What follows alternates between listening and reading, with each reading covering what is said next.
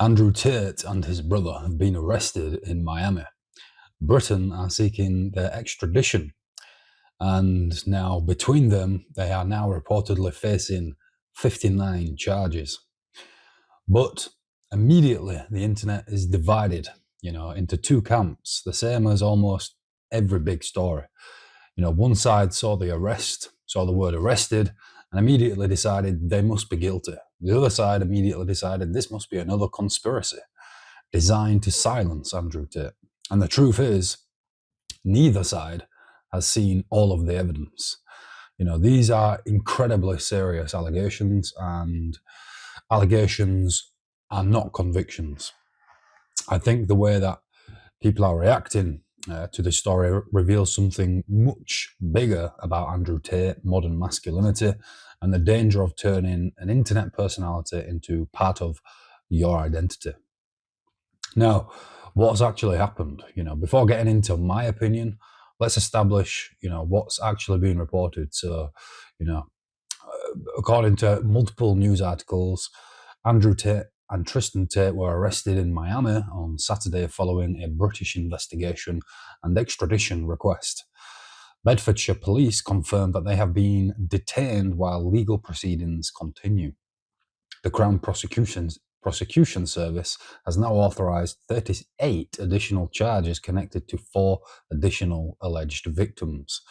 Andrew Tate faces 32 of those additional charges, including allegations of trafficking, assault, and offences involving illegal images.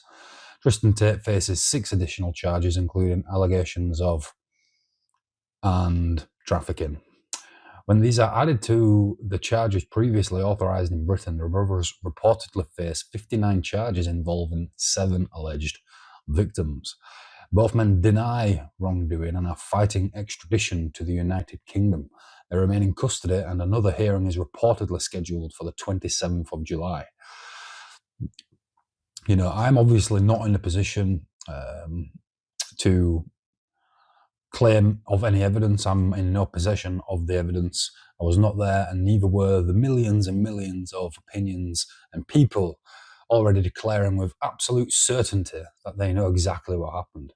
So this video, it's not me deciding whether they are guilty or innocent. It is about what this arrest represents and why the reaction to Andrew Tate has become so irrational.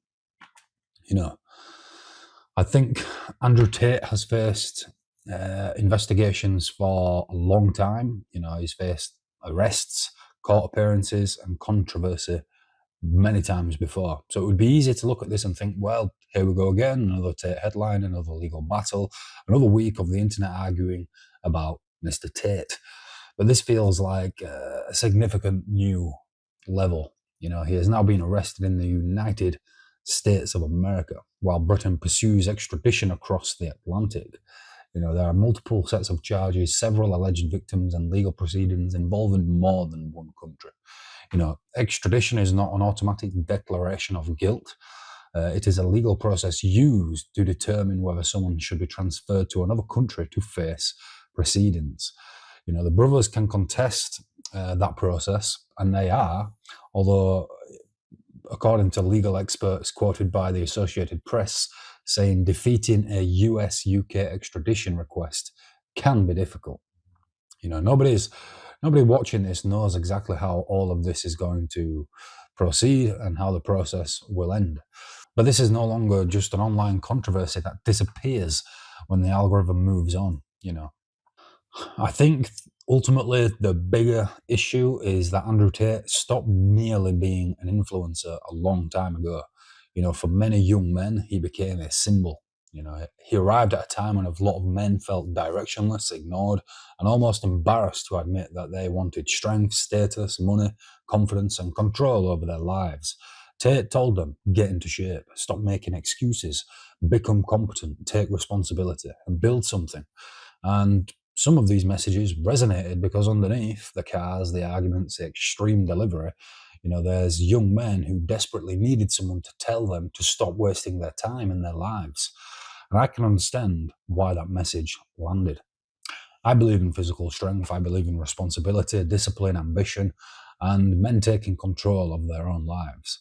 But ultimately, recognizing why somebody became influential does not mean you have to surrender your judgment to them.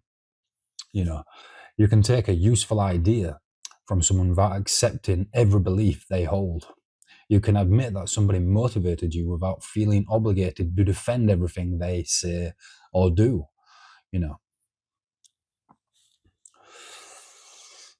This distinction seems to have disappeared online. It seems like if you're two, you've got to be in either one or the other. You've got to be on this side or this side.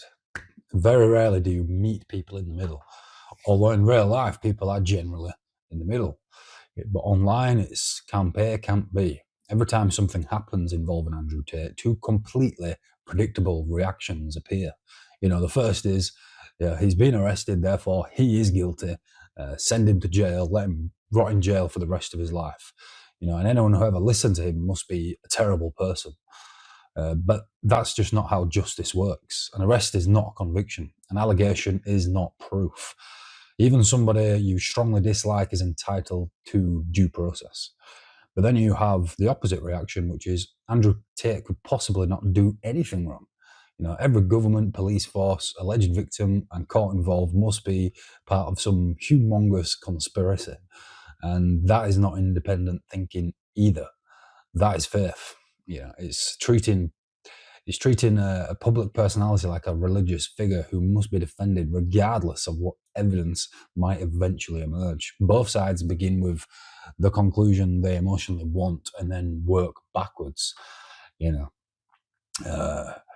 One side needs Tate to be guilty because they hate what Tate represents. The other side needs him to be innocent because they have built a part of their identity around him. Neither position is particularly strong or intelligent or articulated. Blind loyalty is not masculine. Blind loyalty to another man is not strength. Strength is being capable of facing information that makes you uncomfortable. Is being able to say, well, some things Andrew Tate says is useful and helpful, but I do not know what happened behind closed doors. You could say I strongly dislike Andrew Tate, but my dislike does not give me the right to declare him guilty before the evidence has been tested. That is the intellectually honest corner to be in, or the middle ground, should I say. If you believe in due process, it has to apply to people you hate. If you believe serious allegations must be investigated, that must also apply to people that you admire. Otherwise, you do not really have principles. You just have a team. A team, you're going to die on whichever hill you want, but it's ultimately not the smart move to make. I think the story reveals a deeper problem amongst men, particularly online. A lot of men are looking for something that used to come from fathers or brothers, coaches, workplaces, and real communities. They are looking for direction. They want somebody to explain what being a man means, how to gain respect, how to deal with rejection, how to build a life that they are proud of. And when they can not find the guidance in real life, they're going to find it somewhere else. And an internet personality fills the gap. At first, they may listen to the useful advice, then they begin copying the language, then they adopt the worldview. Eventually, criticism of the influencer to feel like criticism of themselves. And that's when it becomes identification. This is when inspiration becomes identification. You're no longer simply learning from somebody. You have handed the person control over part of your identity. And when that happens, your ability to assess them honestly evaporates. I've listened to plenty of people whose ideas helped me through periods of my life, but no public figure should replace your own judgment. No way. Your own values or your own responsibility or your own ability to think for yourself are yours and yours only. So I think to bring the video to a close, I do not know whether Andrew Tate is guilty. I do not know whether he will be extradited. I do not know what evidence will be eventually presented in court, and I'm not going to pretend that I do. The allegations are extremely serious and deserve to be investigated properly. You know, the people making those allegations deserve to be heard and treated seriously. You know, Andrew and Tristan Tate are also entitled to challenge the allegations and receive due process. Mature people should be capable of holding all of those thoughts at the same time. Being a human is no easy thing and generally is complex, and often is the case where you have to hold two opposing ideas or thoughts. You know, ultimately, my wider point is this: take useful lessons wherever you find them. Learn from strong people, find mentors, you know, allow somebody's message to motivate you, but never make another man so central to your identity that you lose your ability to judge him honestly. Your principles must belong to you, not to Andrew Tate, not to a political party, not to an influencer, and not to an online tribe. This is Jake O'Neill Talks, honest commentary on modern life.